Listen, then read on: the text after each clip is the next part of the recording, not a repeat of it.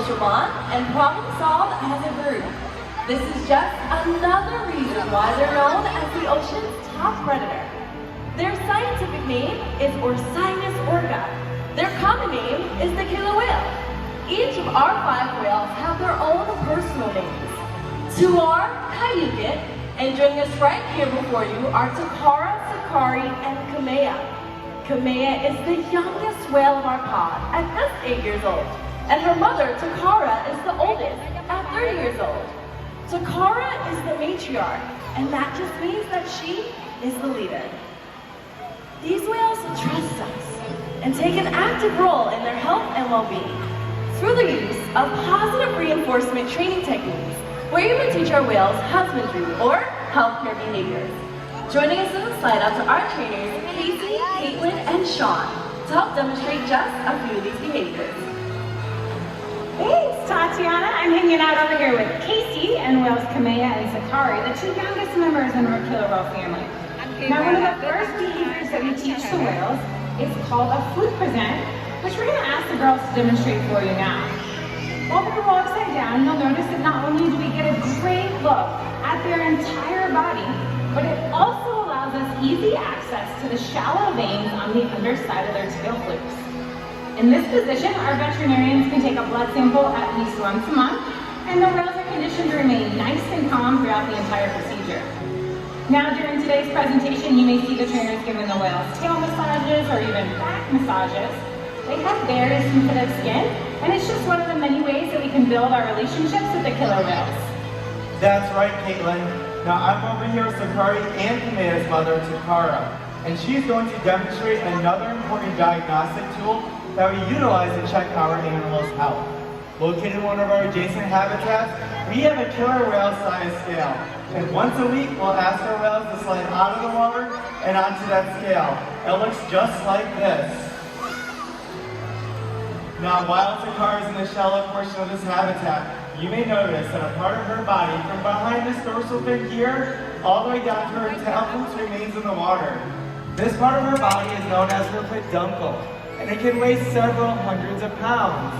So in order for us to get an accurate weight on the whales, we simply ask them to let their peduncle out of the water. And that's how I know that currently Takara weighs 4,640 pounds.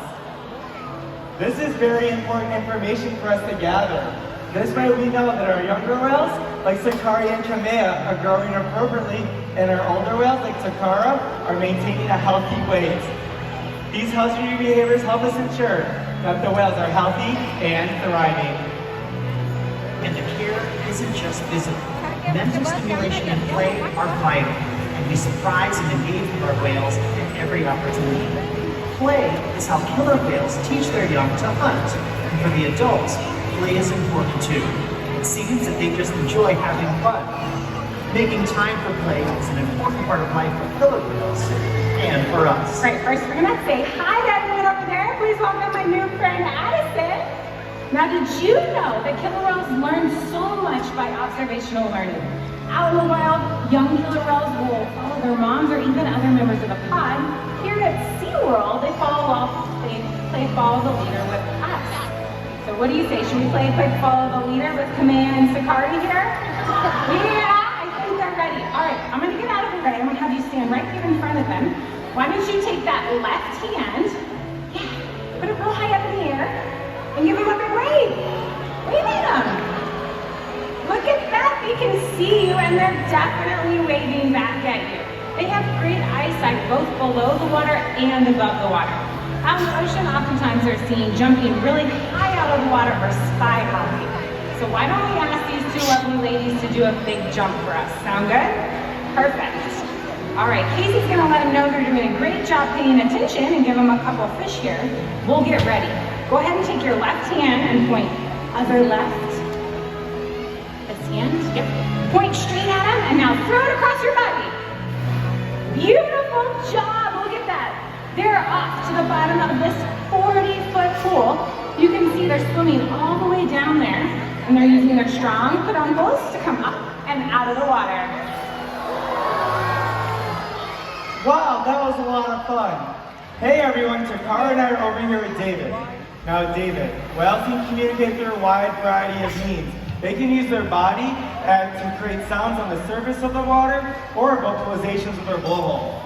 We're going to have Takara have to do a vocalization for us. So go ahead and turn around and show that first hand signal. There you go, just like that.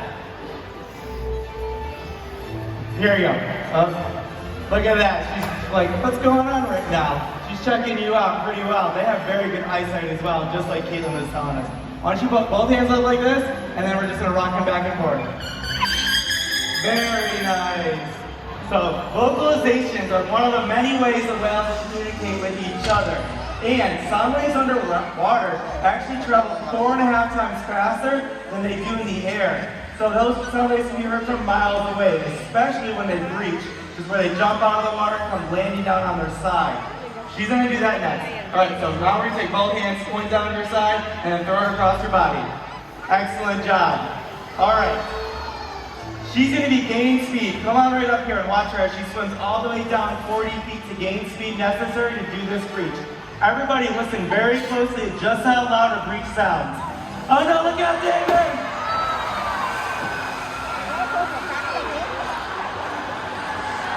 David! I had no idea you were gonna get wet.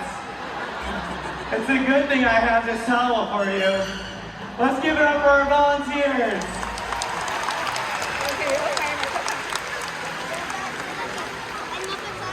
As you can see, killer whales can communicate by making an impressive splash.